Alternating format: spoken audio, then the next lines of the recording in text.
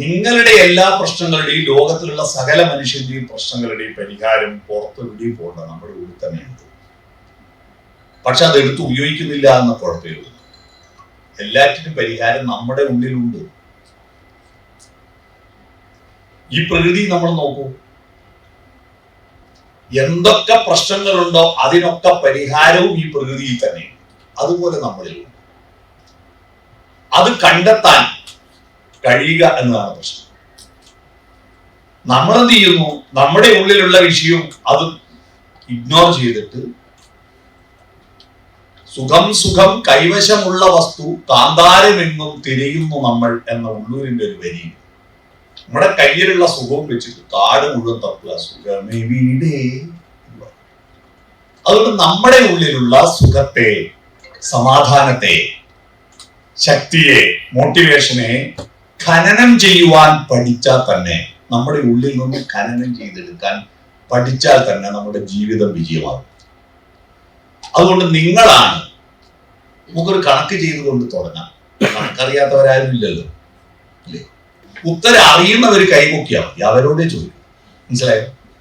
നമ്മുടെ വിദ്യാലയങ്ങളിൽ അധ്യാപകരുടെ ഒരു സ്വഭാവം ഉത്തരം അറിയാത്തവരോട് ആദ്യം ചോദിക്കും, അറിയുന്നവരോട് ലാസ്റ്റാ ചോദിക്കും. എന്നാ അറിയാത്തവരോട് ചോദിക്കുന്നതിന് പകരം അറിയുന്നവരോട് ആദ്യം ചോദിച്ചെങ്കിൽ ബാക്കിയുള്ള ആൾക്ക് ടെൻഷൻ വേണ്ടല്ലോ. എന്റെ ഫിലോസഫി അറിയുന്നവരോട് ചോദിക്കുക എന്ന്. അറിയുന്നവർ കൈപൊക്കിയാൽ മതി, അത് അവരോട് പറയും. മനസ്സിലായല്ലോ? ഇതിൽ ഡ്രൈവിംഗ് അറിയുന്നവർ എത്ര പേര്? ഒന്ന് കൈവക്കും. ഇത് ചോദ്യം അല്ല, ഡ്രൈവിംഗ് അറിയുന്നവർ കൈവക്കും. ഭൂരിപക്ഷ ആളുകൾക്കും ഡ്രൈവിംഗ് അറിയാം, അല്ലേ? ഇനി അടുത്ത ചോദ്യം, നമ്മൾ ഡ്രൈവിംഗ് പഠിക്കുന്നു, നമ്മൾ സാങ്കേതികമായി ഡ്രൈവിംഗ് പഠിക്കുന്നു. എന്താണ് ഡ്രൈവിംഗ് എന്ന് ചോദിച്ചാൽ എന്താ മറുപടി പറയും? എന്താണ് ഡ്രൈവിംഗ്? നിങ്ങൾ എന്തെങ്കിലും ഒരു മറുപടി പറയും. എന്താണ് ഡ്രൈവിംഗ്? ആർക്കൊന്നും പറഞ്ഞൂടെ? ഡ്രൈവിംഗ് എന്താണ്? സാറൊന്ന് പറഞ്ഞു. ഭൂരിപക്ഷ ആൾ പറയുന്ന മറുപടി എന്താണെന്ന് അറിയോ? വണ്ടി ഓടിക്കലാണ് ഡ്രൈവിംഗ്. ചോദ്യം മലയാളത്തിൽ പറയാനല്ലല്ലോ. ചോദ്യം മലയാളത്തിൽ, നിങ്ങളുടെ മനസ്സിലെല്ലാം വന്ന ഉത്തരവാ വണ്ടി ഓടിക്കലാണ് ഡ്രൈവിംഗ്. നമ്മുടെ മലയാള സ്കൂൾ, കേരളത്തിലെ സ്കൂളിലെ ഏറ്റവും വലിയ ഒരു മോശമായ കാര്യം, ഏതൊരു കാര്യം പറഞ്ഞാലും എന്താണെന്ന് ചോദിച്ചാൽ അതിന്റെ മലയാളം പറഞ്ഞാൽ ഉത്തരായി നാരായണ. അതല്ലല്ലോ, ട്രാൻസ്ലേഷനിലല്ല നമ്മൾ ചോദിക്കുന്നത്. What is driving? അതിന് മറ്റു തൊഴിലുകളിൽ നിന്ന് വ്യത്യസ്തമായി എന്തെങ്കിലും പ്രത്യേകതയുണ്ടെങ്കിൽ അതാണ് അതിന്റെ ഉത്തരം.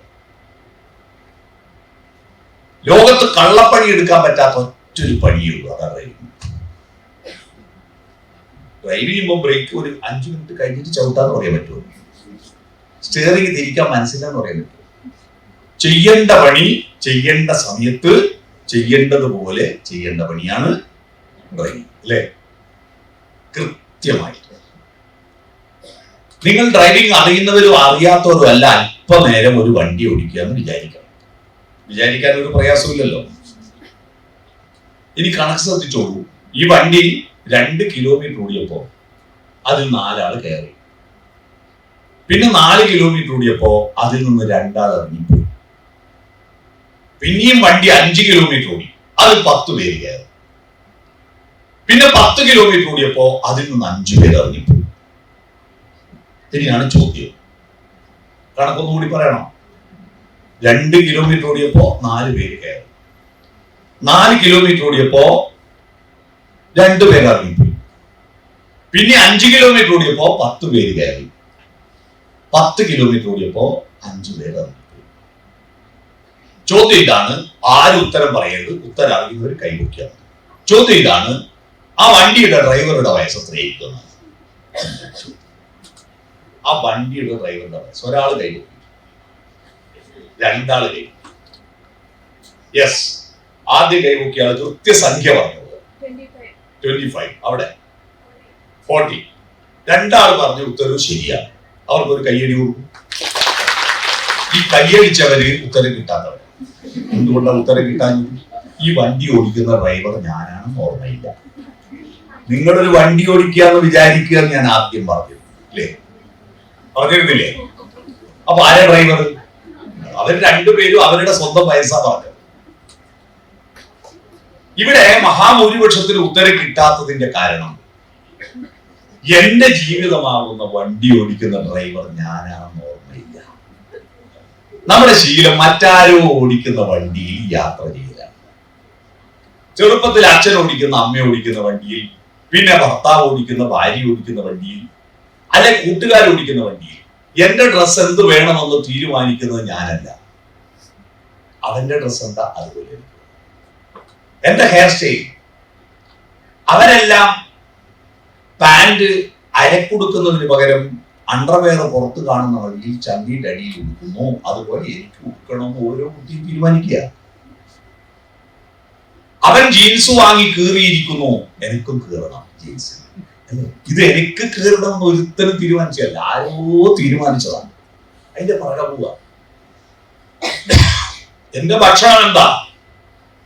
അവൻ ലൈസ് വാങ്ങി തോന്നുമ്പോ എനിക്ക് ലൈസ് വേണം, അവൻ ഓക്കെ വാങ്ങുമ്പോ എനിക്ക് ഓക്കെ വേണം, എനിക്ക് ബിങ്കോ വാങ്ങുമ്പോ എനിക്ക് എന്നല്ലാതെ എനിക്കെന്ത് വേണം എനിക്കെന്ത് വേണ്ട എന്ന് തീരുമാനിക്കാനുള്ള കപ്പാസിറ്റി ഉള്ളവനെയാണ് മനുഷ്യൻ എന്ന് വിളിക്കുക. പക്ഷെ മൃഗാദികൾക്ക് ആ കപ്പാസിറ്റി ഇല്ല, അവർക്ക് ആന്തരിക വെളിച്ചമില്ല. നമ്മുടെ ഏറ്റവും വലിയ ഭാഗ്യം എല്ലാ സ്ട്രെസ്സും പരിഹരിക്കപ്പെടും ഞാൻ മനുഷ്യനാണെന്ന് ഓർമ്മിച്ചാൽ. എന്താ മനുഷ്യനായത്? ലോകത്ത് മറ്റ് ജീവജാലങ്ങൾക്കൊന്നുമില്ലാത്തൊരു പ്രത്യേകത മനുഷ്യനുണ്ട്. അവനവനെ അറിയാം, ഞാൻ ആരാണെന്ന് അറിയാം, എന്റെ ചരിത്രം, എന്റെ ഭൂതകാലം അറിയാം, എന്റെ ഭാവികാലം അറിയാം. അല്ലേ? എവിടെ നിന്നോ വന്നു ഞാൻ എന്നറിയാം, എവിടേക്കോ പോണു ഞാൻ എന്നും അറിയാം. അതാ മനുഷ്യൻ. മനുഷ്യൻ ഈ ഭൂമിയിൽ വരുന്നതിന് മുമ്പ് പക്ഷിമൃഗാദികൾ ഇഷ്ടം പോലെ ഉണ്ടായിരുന്നു. അവർക്ക് ആർക്കും തന്നെ അവരുടെ പേരറിയില്ലായിരുന്നു. ഇപ്പോഴും അറിയില്ല. നായക്കറിയോ നായയുടെ പേര് നായയാണെന്ന്? താൻ ആനയാണെന്ന് അറിയുന്ന ഒരു ആന ഈ ലോകത്തില്ല. കാട്ടിലെ രാജാവാര? സിംഹം. ആ വിവരം ഇതുവരെ ഒരു സിംഹം അറിയില്ല. അറിഞ്ഞെങ്കിൽ പിറ്റേന്ന് കൊട്ടാരം വേണം, ഇന്നോവ കാർ വേണം, എസ്കോർട്ട് വേണം എന്ന് പറയും. അത് വെറും നിലത്ത് കിടന്നുറങ്ങുന്നു. അതിന്റെ ഭക്ഷണം അത് വേട്ടയാടി പിടിച്ചു തോന്നുന്നു. അതിന്റെ പേരിൽ കസേര ഉണ്ടാക്കിയിട്ട് നമ്മൾ പറയും സിംഹാസനം. അതിനിരിക്കാൻ ഒരു കസേര പോയിട്ട് ഒരു ഓലത്തടുക്ക് പോലും ഇല്ല. നമ്മൾ നിശ്ചയിച്ചതാണ് സിംഹമാണ് കാട്ടിലെ രാജാവ്. എന്തുകൊണ്ടാണ് നമുക്ക് മാത്രം ഇത് കഴിഞ്ഞത്? നമ്മളാണ് ഈ ഭൂമിയിൽ ഏറ്റവും ലേറ്റായിട്ട് വന്ന ആളല്ലേ. അതിനുശേഷം വന്നൊരു ജീവജാലം ഇല്ല. പക്ഷെ ലേറ്റായിട്ട് വന്ന് ലേറ്റസ്റ്റ് ആയിട്ടാണ് വന്ന. നമ്മൾ സോഫ്റ്റ്വെയർ കൊണ്ടാ വന്ന്, ബാക്കി എല്ലാവരും ഹാർഡ്വെയർ കൊണ്ടാ വന്ന്. മറ്റെല്ലാവർക്കും ഹാർഡ്വെയർ ഡെവലപ്മെന്റ് മാത്രമേ ഉള്ളൂ. ഉണ്ണുക, ഉറങ്ങുക, ഉണ്ണി ഉണ്ടാക്കുക, വിസർജനം നടത്തുക, ചിരിക്കുക, ചിന്തിക്കുക, പാട്ടുപാടുക, സ്നേഹിക്കുക, പഠിക്കുക, വികസിക്കുക, അറിയുക എന്ന സങ്കല്പം മനുഷ്യന് മാത്രമേ ഉള്ളൂ. അതാ മനുഷ്യന്റെ സോഫ്റ്റ്വെയർ. അപ്പൊ ആദ്യം നമ്മൾ മനുഷ്യനാണെന്ന ബോധ്യം ഉണ്ടാകാൻ ഞാനൊരു സോഫ്റ്റ്വെയർ ആണ് എന്ന് ബോധ്യം. മനസ്സിലായി? ഓരോ മനുഷ്യനും ഒരു സ്വതന്ത്ര സോഫ്റ്റ്വെയർ. മറ്റാരോ പ്രോഗ്രാം ചെയ്തു വെച്ചിരിക്കുന്ന സോഫ്റ്റ്വെയർ അല്ല ഞാനൊരു സ്വതന്ത്ര സോഫ്റ്റ്വെയർ ആണ്. അതിൽ എഡിറ്റ് ചെയ്യുവാനും അതിൽ കട്ട് ചെയ്യുവാനും അത് പ്രോസസ് ചെയ്യുവാനും എല്ലാം ഉള്ള കഴിവ് എനിക്ക്. ആ സോഫ്റ്റ്വെയർ ഡെവലപ്മെന്റ് ആണ് വികാസം. മനുഷ്യന്റെ വികാസം എന്ന് പറഞ്ഞാൽ അവന്റെ തടി തൂക്കത്തിന്റെ വികാസമല്ല, അവന്റെ പണത്തിന്റെ വികാസമല്ല. എത്ര പണമുണ്ടായാലും ടെൻഷൻ കൂടുന്ന കാലമല്ലേ. ഈ പണം പോയിപ്പോകുമോ, ഷെയർ മാർക്കറ്റ് ഇടിയുമോ എന്ന ഭയം കൊണ്ടൊന്നും അല്ല കേട്ടോ സമാധാനമായിട്ട് ഉറങ്ങാൻ പറ്റാത്തത്.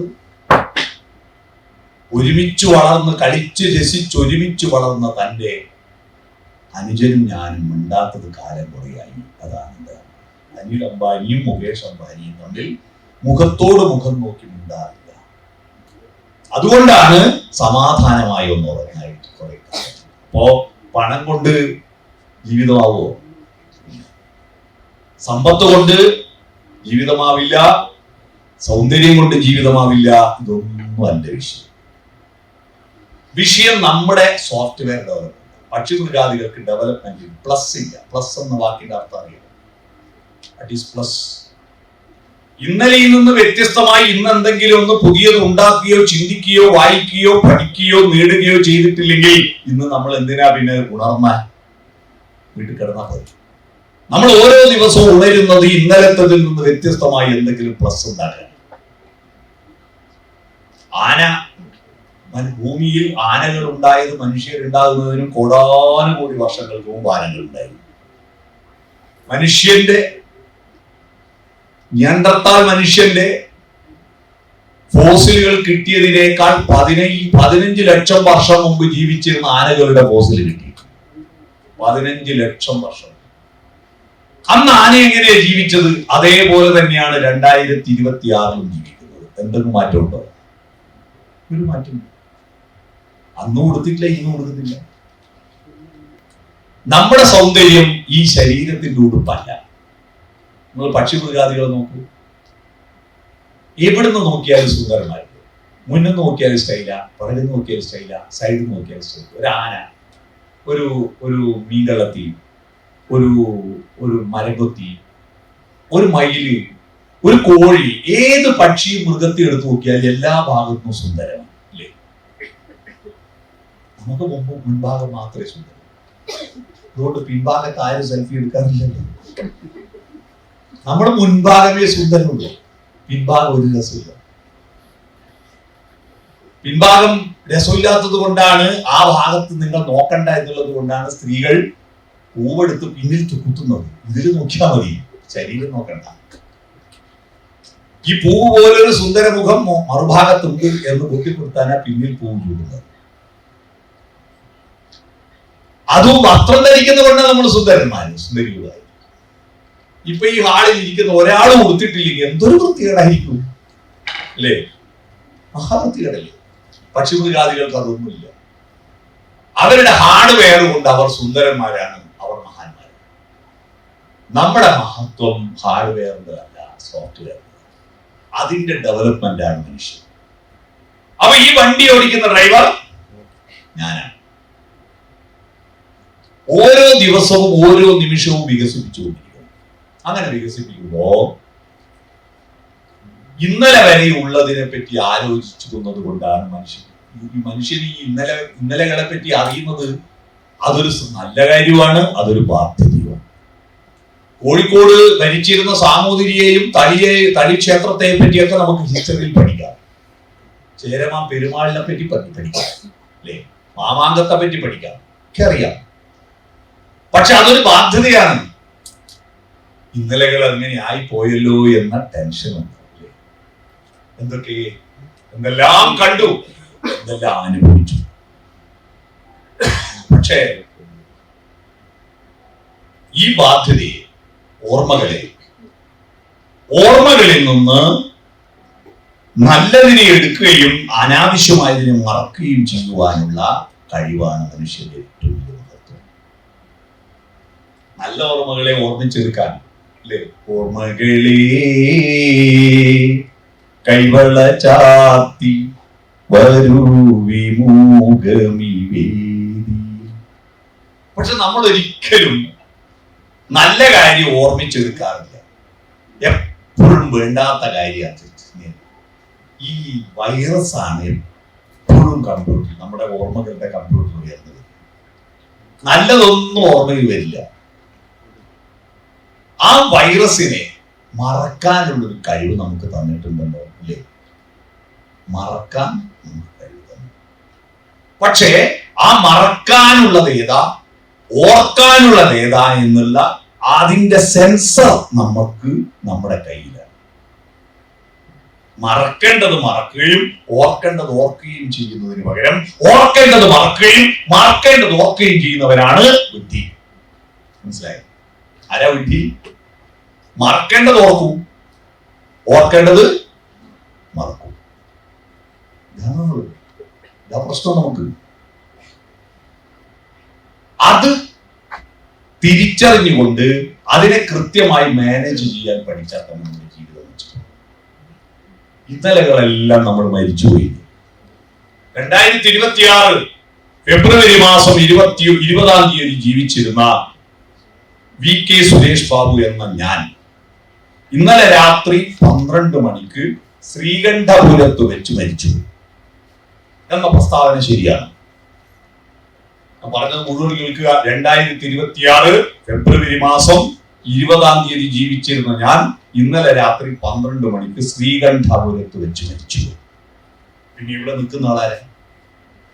ഇത് 2026 ഫെബ്രുവരി 21 ജീവിക്കുന്ന ആളാ. ഇനി എനിക്ക് ഒരിക്കലും ഫെബ്രുവരി 20 ജീവിക്കാൻ പറ്റില്ല. പറ്റുമോ?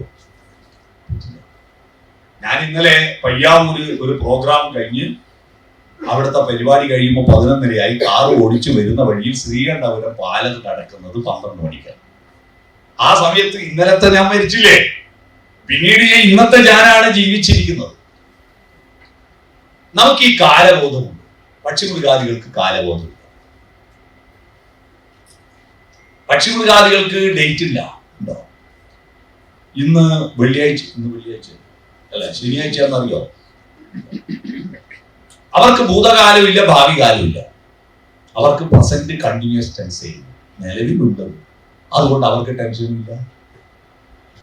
പക്ഷിമൃഗാദികൾക്ക് മരണഭയമില്ല. ഉണ്ടോ? അവർ മരിക്കുമ്പോഴേ മരിക്കൂ. ഒരു തവണ നമ്മളെപ്പോഴും ചെറിയൊരു പനി വരുമ്പോഴേക്ക് മരിച്ചു പോകുമെന്ന് പേടിയില്ല. അല്ലേ? ചെറിയ അസുഖത്തിന് മാക്സിമം ഏറ്റവും വലിയ ഹോസ്പിറ്റലിൽ പോകുന്നതിന്റെ കാര്യം മരിച്ചു എന്ന് പഠിച്ചിട്ടാ.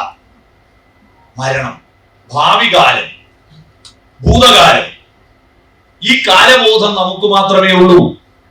ആ ബോധത്തെ വെച്ചിട്ട് ഇന്നലെ വരെയുള്ള ഞാൻ, കുഞ്ഞുണ്ണി മാഷ് ഒരു കവിതയുണ്ട്, ജനിച്ചു തീർന്നിട്ടില്ല ഇതേവരെ ഞാൻ, ജനിച്ചിടത്തോളം മരിച്ചു കഴിഞ്ഞു. കഷ്ടം. ഇന്നലെ വരെയുള്ള ഞാൻ മരിച്ചില്ലേ? നമുക്ക് ഇനി എപ്പോഴെങ്കിലും ഒന്ന് സ്കൂളിൽ പോയിട്ട് ഇരിക്കാൻ പറ്റുമോ? പലർക്കും അന്ന് 10-ാം ക്ലാസ് പഠിക്കുമ്പോ ആരോടൊക്കെ പ്രണയം തോന്നിയിരുന്നോപ്പാ, പക്ഷെ പറയാൻ ധൈര്യമില്ലായിരുന്നു. ആരാദ്യം പറയുമെന്ന് ഞാനും വിചാരിച്ചു, ആരാദ്യം പറയുമെന്ന് അവളും വിചാരിച്ചു. പറഞ്ഞ എന്താ കുഴപ്പമെന്ന് വിചാരിച്ചിട്ട് മിണ്ടിയില്ല. അവസാനം സെന്റ് ഓഫ് ആയ ദിവസം ഓട്ടോഗ്രാഫ് കിട്ടാം. കടലിനെ മറന്നാലും കടല് കരിയെ മറന്നാലും ഞാൻ നിന്നെ മറക്കില്ല. എന്ത് കാര്യം? പിന്നെ മൊബൈൽ ഫോൺ ഇല്ലാത്ത കാലല്ലേ, രണ്ട് വഴിക്ക് പോയി തുനിയില്ല. ഇപ്പൊ ആലോചിക്കുമ്പോ ഒരു നൊമ്പരമുണ്ട്. അത് രസമാണ്. അതുകൊണ്ട് ആ രസം ആസ്വദിക്കാൻ ഇതാ വീണ്ടും അവരെല്ലാം കാണാൻ പൂർവ്വ വിദ്യാർത്ഥി സംഗമങ്ങളോട് അല്ലെ, ഭൂതകാലത്തിലേക്ക് നഷ്ടപ്പെട്ടതിനെ തിരിച്ചു കൊടുക്കാൻ കൊണ്ടുവരാൻ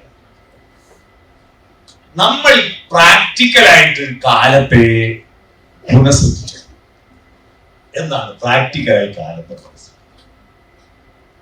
നമുക്ക് നഷ്ടപ്പെട്ടത് പോയി. എല്ലാ ദിവസവും നമ്മൾ ആലോചിക്കേണ്ടത് this is the first day rest of my life. എന്റെ ബാക്കി ജീവിതത്തിന്റെ ആദ്യത്തെ ദിവസം ഇന്നല്ലേ. നമ്മൾ ഇങ്ങനെ മുഹൂർത്തം നിശ്ചയിക്കും, മാറ്റി വെക്കും. എന്തെങ്കിലും കാര്യമായി ചെയ്യാനുണ്ടെങ്കിൽ അടുത്ത ആഴ്ച തോട്ടങ്ങാം, അടുത്ത ദിവസം തോട്ടങ്ങാം. അന്നൊന്നൊരു ചുക്കുന്നത്. ഇതാണ് പ്രശ്നം. ഈ നാളേക്ക് മാറ്റിവെക്കുന്ന ശീലം. ആകാശത്ത് വട്ടമിട്ട് പറക്കുന്ന ഒരു പരുന്തിന് താഴെ എന്തെങ്കിലും അതിനൊരു ഇരയെ താഴെ കണ്ടാൽ കുറച്ച് കഴിഞ്ഞിട്ട് പിടിക്കാം എന്ന് വിചാരിക്കുമോ? പിടിക്കണം തോന്നി അപ്പ പിടിക്കൂ. നമ്മളോ അവിടെ ഉണ്ട്, നാളെ ആക്കാം, മറ്റന്നാളാക്കാം. നീട്ടിവെക്കലുകളാണ് കാലത്തെ ദുരുപയോഗം ചെയ്യുന്ന മനുഷ്യന്റെ ടെൻഷന്റെ പ്രധാന. കാരണം നമുക്കറിയാം നമുക്ക് പരിമിതമായ കാലമേ ഉള്ളൂ എന്ന്. അല്ലെ, 90 വയസ്സ് വരെ ജീവിക്കുന്നെന്ന് വിചാരിക്കും. 90 പോലെ അത്യാവശ്യം വേണ്ടാന്ന് വിചാരിച്ചിട്ട് 90 വേണമെങ്കിൽ കൂട്ടിക്കോട്ടോ, എനിക്ക് പരാതിയൊന്നും. അതായത് 90 വയസ്സ് വരെ ജീവിക്കുന്ന ഒരാൾ 60 വർഷമേ ഈ ഭൂമിയിലുള്ളത് അവരറിയുന്നുള്ളൂ. 30 വർഷം നമ്മൾ ഉറക്കത്തിലായി. 8 മണിക്കൂർ 24ന്റെ 3-1 ഡെയിലി. അപ്പൊ 90ന്റെ 3-1 30 30 കൊല്ലം ഉറങ്ങുമ്പോ നമ്മളറിയോ നമ്മളുണ്ടെന്ന്. അടുത്ത് കിടക്കുന്ന ആളുകളുണ്ട്, കൂർക്കമ്പലി കേട്ടിട്ട് അറിയും അവിടെ ഉണ്ടെന്ന്. നമ്മളറിയില്ല. നമ്മളുള്ളത് അറിയുന്നത് 60 വർഷം മാത്ര. 30 കൊല്ലം ഉറക്ക ഇൻസ്റ്റാൾമെന്റ് ആയിട്ട് ഉറങ്ങുന്നതുകൊണ്ടാ മനസ്സിലാവാത്തത്. 30 കൊല്ലം നമ്മൾ ഉറങ്ങും. ഇനി 60 ബോധത്തോടെ നമ്മൾ ഈ ഭൂമിയിലുള്ളൂ. ആ 60-ൽ 15 വർഷം ഭക്ഷണത്തിന് മാത്രം ചെലവഴിക്കും കേട്ടോ. തിന്നാൻ മാത്രം പോരല്ലോ, അത് വാങ്ങിക്കൊണ്ടുവരണം, പാചകം ചെയ്യണം, വിളമ്പണം, തിന്നണം, കൈ കഴുകണം, പാത്രം കഴുകണം. ഇപ്പൊ നിങ്ങൾ ഉച്ചക്ക് 1 മണിക്ക് ലഞ്ച് ബ്രേക്ക്, തിന്നാൻ 5-10 മിനിറ്റല്ലേ എടുക്കൂ, പക്ഷെ 1 മണിക്കൂർ ലഞ്ചിന് വേണ്ടി പോകുന്നില്ലേ? അപ്പൊ ഭക്ഷണത്തിന് വേണ്ടി നീക്കി വെക്കുന്നത് ഒരായുസ്സിൽ മനുഷ്യൻ 15 വർഷം. അപ്പൊ 60-ൽ 15 പോയ ഇനി എത്രയാ? 45 പോയി, 90-ൽ പകുതി പോയി. ഉറങ്ങാനും ഉണ്ണാനും പകുതി പോയി. ഉണ്ടാ പോരല്ലോ, വിസർജിക്കണ്ടേ? ദാദാ സാഹിബ് ഫാൽക്കെ അവാർഡ് വാങ്ങിയത് കൊണ്ട് മോഹൻലാലിന് ഇനി ടോയ്ലറ്റ് പോകാതിരിക്കാൻ പറ്റും. പിണറായി വിജയൻ ആയാലും നരേന്ദ്രമോദി ആയാലും അത് നിർബന്ധമാണ്. എത്ര സമയം എടുക്കും നമ്മൾ ടോയ്ലറ്റിൽ ഇരിക്കുന്ന ടൈം കൂട്ടിയാൽ പോലെ അതിന് വേണ്ടി നമ്മൾ നീക്കി വെക്കുന്ന സമയം ഒരായുസിൽ 5 വർഷമാണ്. അറിയോ ടോയ്ലറ്റ് ടൈം? 4-5 തവണ മൂക്കുറിക്കാൻ 3 വരുന്ന സമയം കൂട്ടണം. പണ്ടത്ര ഇല്ല. ഈ യൂറോപ്യൻ ക്ലോസറ്റ് വന്നതിന് ശേഷമാണ് സമയം കൂടിയത്. അറിയോ? പഴയ കക്കൂസിൽ മുട്ടുമടക്കി ഇരുന്നിട്ട് മുട്ട് വേദനിച്ചിട്ട് എഴുന്നേറ്റ്. ഇപ്പോ കസേരയിൽ ഇരിക്കുമ്പോൾ ഇരിക്കല്ലേ, എത്ര നേരം ഇരുന്നാലും കുഴപ്പമില്ല. ഇപ്പൊ യുവാക്കളെല്ലാം കണ്ടിട്ടുണ്ടോ? മൊബൈൽ ഫോൺ എടുത്തിട്ടാണ് ടോയ്ലറ്റ് ചെയ്യുന്നത്. അവിടുന്ന് ഡൗൺലോഡ് ചെയ്യും, മേലെ നിന്നും ഡൗൺലോഡ് ചെയ്യും, താഴെ 5 വർഷം അങ്ങനെയും പോയി. ഇനി 40 വർഷമുള്ളത്. ഈ 40 വർഷത്തിൽ 10 വർഷം നമ്മൾ ഉറങ്ങാനല്ലാതെ വെറുതെ കിടക്കും. അറിയാമോ? വെറുതെ കിടക്കും. ജനിച്ചിട്ട് ആദ്യത്തെ 2 വർഷം കിടപ്പ് തന്നെയായിരുന്നില്ലേ? ഒരു 70 കഴിഞ്ഞാൽ എപ്പോഴും കിടപ്പല്ലേ? ഇനി പനി വന്നാലും തലവേദന വന്നാലോ അസുഖം വന്നാലും എല്ലാം കിടക്കൂലേ? അതെല്ലാം പോട്ടെ, നിങ്ങൾക്ക് വീട്ടിൽ വെറുതെ സമയം കിട്ടി, വെറുതെ കിടക്കൂലേ? 10 വർഷം കിടന്നിട്ട് പോയി. ഇനി 30 ബാക്കിയുള്ളൂ. അതിൽ 5 വർഷം നമ്മളെ മേക്കപ്പ് ചെയ്യണ്ടേ, കുളിക്കണ്ടേ, മുടി ചെയ്യണ്ടേ, പൗഡർ ഇട്ടേ, പൊട്ടിടണ്ടേ, പുരികം പൊരിക്കണ്ടേ, വരച്ചിട്ടാക്കണ്ടേ, സാരി ഉടുക്കണ്ടേ, മുന്താടിക്ക് പിന്നു കുത്തണ്ടേ, എല്ലാം കൂടി ഒരായുസിൽ നമ്മളെ മേക്കപ്പ് ചെയ്യാൻ 5 വർഷം. ഇനി എത്രയാ ബാക്കി? 25 വർഷം. നമുക്ക് വേണ്ടി 25 വർഷം കേട്ടോ. എത്രയാ നമ്മുടെ മുമ്പിലുള്ളത്? 25 വർഷം. അത് കഴിഞ്ഞാലോ? അത് കഴിഞ്ഞാൽ എന്താന്ന് ഒരു പിടിയില്ല. അടുത്ത ജന്മമുണ്ടോ? ഉണ്ടോ? അറിയില്ല. അതിനുശേഷം എന്താന്ന് ഒരു പിടിയില്ല. കിട്ടിയത് സുന്ദരമാക്കണ്ടേ. കിട്ടിയ 25 വർഷത്തെ കാലവും ദേശവുമായി കണക്ട് ചെയ്യാൻ അറിയുന്നവനാണ് വിജയിക്കുന്ന മനുഷ്യൻ, അല്ലാതെ പണം ഉണ്ടാക്കിയവനല്ല. കാലവും ദേശവുമായിട്ട് കണക്ട് ചെയ്യുക. ആ കണക്ഷന് ഒരു ഗ്രാഫ് ഉണ്ട്. ദേശത്തിന്റെ ഗ്രാഫ് എക്സ് ആക്സിസ് ആണ്. X axis. കാലത്തിന്റെ ഗ്രാഫ് കാലത്തെ ഇങ്ങനെ ദേശത്തെ ഇങ്ങനെ മുറിച്ച് വെച്ചതല്ലേ, നമ്മളല്ലേ മുറിച്ചിട്ടു. പക്ഷി മൃഗാദികൾക്ക് ഇരുട്ടുകൊണ്ട് വെളിച്ചമുണ്ട്. പക്ഷെ ഇരുട്ടിനെ രാത്രിയെന്നും വെളിച്ചത്തെ പകലെന്നും ഇരുട്ടും വെളിച്ചവും ചേർന്നതിന് ഒരു ദിവസമെന്നും 7 ദിവസങ്ങൾ ചേർന്നതിന് ഒരു വാരമെന്നും 2 വാരങ്ങൾ ചേർന്നതിന് ഒരു പക്ഷമെന്നും 2 പക്ഷങ്ങൾ ചേർന്നതിന് ഒരു മാസമെന്നും 6 മാസങ്ങൾ ചേർന്നതിന് 1 അയനമെന്നും 2 അയനങ്ങൾ ചേരുന്നതിന് ഒരു വർഷമെന്നും 12 വർഷം ചേരുന്നതിന് ഒരു വ്യാഴവട്ടമെന്നും ഒക്കെ കണക്ക് കൂട്ടി ഉണ്ടാക്കിയതും നമ്മൾ മാത്രമാണ്. മുറിച്ചത് അല്ലേ? ഒരു ദിവസത്തെ 24 മുറിച്ചു. എന്തിന്റെ അടിസ്ഥാനത്തിൽ 24 എന്നുള്ള കണക്കാർക്കും അറിയാമോ? ഇപ്പൊ പറഞ്ഞ 500 പേര് ഒരു ദിവസത്തെ 24 മുറിച്ചതിന്റെ കണക്കെന്താ? ഒരു മാഷ് ഒരു കുട്ടീനെ പഠിപ്പിച്ചിട്ടുള്ള ഒരു കുട്ടി അങ്ങോട്ട് ചോദിച്ചിട്ടില്ല. അതാണ് നമ്മുടെ പ്രശ്നം. കേട്ടോ, നമ്മുടെ കുട്ടികൾ നേരിടുന്ന പ്രശ്നം. നല്ല ബുദ്ധിയുള്ള കുട്ടികളായി, പക്ഷെ കുട്ടികളെല്ലാം ഉത്തരം പഠിക്കും, ചോദ്യം പഠിക്കില്ല. നേരത്തെ ഞാൻ ചോദിച്ച ചോദ്യത്തിന് ഉത്തരം കൃത്യമായി കിട്ടുമായിരുന്നില്ലേ ചോദ്യം പഠിച്ചിരുന്നത്? നിങ്ങളൊരു വണ്ടി ഓടിക്കുകയെന്ന് വിചാരിക്കുക, ഞാൻ ചോദ്യത്തിൽ പറഞ്ഞല്ലേ? ആ ചോദ്യം പഠിച്ചിരുന്ന ഉത്തരം കിട്ടൂലേ? ചോദ്യം പഠിക്കുന്ന കുട്ടി, ചോദ്യം ചോദിക്കുന്ന കുട്ടിയാ നല്ല കുട്ടി. നിങ്ങൾ മക്കളോട് പോയി പറയണം, കുട്ടികൾ ചോദ്യം വായിക്കും, ഉത്തരം പഠിക്കും. തെറ്റാണത്. ചോദ്യം പഠിക്കണം. ചോദ്യം ചോദിക്കുമ്പോ ഉത്തരത്തെ സ്വീകരിക്കാൻ മനസ്സ് എക്സ്റ്റെൻഡ് ചെയ്യും. സ്പേസ് ഒരു ഫയൽ തുറക്കും, ഉത്തരത്തെ സ്വീകരിക്കുക. ഒരു ഒരു ഒരു വിവാഹത്തിന് പെണ്ണ് കാണാൻ പോകുമ്പോ പെണ്ണിനെ കൊണ്ടൊന്ന് പാർപ്പിക്കാൻ റൂം വേണ്ടേ? ചോദ്യം വരനും ഉത്തരം വധുവാ. ഈ വധു വന്ന് കയറുന്നത് വരെ ആ റൂം ഒഴിഞ്ഞു കിടക്കുന്ന തോറും ഇവൻ പിന്നെയും പിന്നെയും അന്വേഷിച്ചുകൊണ്ടേയിരിക്കും. ചോദ്യം ചോദിച്ചിട്ട് ഉത്തരം കിട്ടുന്നത് വരെ ചോദ്യം ചോദിച്ചുകൊണ്ടിരിക്കും. അതൊരു പ്രകൃതി നിയമമാണ്. കാരണം ഉത്തരത്തെ സ്വീകരിക്കാൻ മനസ്സ് വികസിക്കുകയും ചെയ്തു. അവിടെ ഉത്തരം വന്നു നടന്നില്ല, അവിടെ വാക്വമായി കിടക്കും, വാക്കന്റായി കിടക്കും. ആ ന്യൂനമർദ്ദം പിടിച്ചു വലിക്കുമല്ലോ. ബംഗാൾക്കടലിൽ ന്യൂനമർദ്ദം ഉണ്ടാകുന്നുണ്ടല്ലേ അറബിക്കടലിൽ നിന്ന് കാറ്റടിക്കുന്നത്. സിറിഞ്ചിന്റെ പിസ്റ്റൺ പറകുന്ന വലിക്കുമ്പോ അവിടെ വാക്വം ഉണ്ടാകുന്നത് കൊണ്ടല്ലേ കുപ്പിയിലെ മരുന്ന് മേലോട്ട് കയറുന്നത്. വാക്വം ഒരു വല്ലാത്ത സാധനം. പിടിച്ചു വലിക്കണം. നമ്മുടെ മനസ്സിൽ വാക്വം രൂപം വേണം. വാക്വത്തിന്റെ കരുത്ത് ഞാൻ നിങ്ങൾക്ക് ഒരു ഒരു ഒരു കൃത്യമായ ഒരു കാഴ്ച കാണിച്ചത്. വാക്വത്തിന്റെ കരുത്ത്. ഈ ഗ്ലാസ്സിൽ വെള്ളം ഇതിവിടെ കൊണ്ടുവച്ച ഈ ഗ്ലാസ്സിൽ വെള്ളം എന്റെ കയ്യിൽ അല്ലേ? ഇതെന്റെ കയ്യിൽ കമഴ്ത്തി വെച്ചാ മറിഞ്ഞു പോലെ. കമഴ്ത്തി വെച്ചാ മറിഞ്ഞു പോലെ മറിഞ്ഞു പോകുന്നില്ല. ഈ വെള്ളം മറിഞ്ഞു പോകുന്നില്ല. ചിരിച്ചാ വീഴുവോ? ചിരിച്ചാ വീഴുന്നില്ല. ഇത് മാജിക് ഗ്ലാസ് അല്ല. ഞാൻ ഇവിടെ ഒരു ഗ്ലാസ് കണ്ടു, ഞാൻ ഇങ്ങനെ എടുത്തു, അത്രേ ഉള്ളൂ. എന്താണ് സംഭവിച്ചത്? ഇതെങ്ങനെയാണ് ഇവിടെ പൊട്ടി നിന്നത്? ഞാൻ മറ്റൊന്നും ചെയ്തില്ല. ഞാൻ കൈ ഇങ്ങനെ അമർത്തുന്നു, ഉയർത്തുന്നു. എന്താണ് ഇവിടെ? ഈ പ്രക്രിയ തലച്ചോറിൽ ഉണ്ടാക്കുന്നതിനെയാണ് ചോദ്യം എന്ന് പറയുക. മനസ്സിലായോ? ഞാൻ കൈ അമർത്തി വെച്ച് 4 ഭാഗവും ടൈറ്റാക്കി അമർത്തിയതിനു ശേഷം 2 വിരൽ താഴോട്ട് ചെറിയൊരു ചലനം നടത്തിയപ്പോ ഉള്ളം കൈ മാത്രം മേലോട്ട് കയറും. അപ്പൊ അവിടെ ചെറിയൊരു വാക്വം ക്രിയേറ്റ് ചെയ്യും. ആ വാക്വത്തിന്റെ കരുത്ത് കൊണ്ട് നിൽക്കുകയാണ്. മനസ്സിലായോ? ഇതൊരു പുതിയ അത്ഭുതമൊന്നുമല്ല. നമ്മൾ ചെറിയ കുട്ടിയായിരിക്കും, അല്ലെങ്കിൽ നമ്മൾ ചെറിയ കുട്ടികൾ ഗ്ലാസ് വായിൽ വെച്ചമർത്തിയിട്ട് ഉള്ളിലേക്ക് വലിച്ചിട്ട് ടൈറ്റാക്കുന്ന പരിപാടിയില്ലേ? ആ പ്രക്രിയ ഇത് കൈകൊണ്ട് കാണിച്ചു മാത്രമേ ഉള്ളൂ. ചോദ്യമാണ് പ്രധാനം. ചോദ്യം. അതാണ് 24 മണിക്കൂറായിട്ട് മുറിച്ചത് എന്താന്ന് ഇതുവരെ ഒരാളും ചോദിച്ചിട്ടില്ല, ആർക്കും പറഞ്ഞു തന്നിട്ടില്ല. അല്ലേ?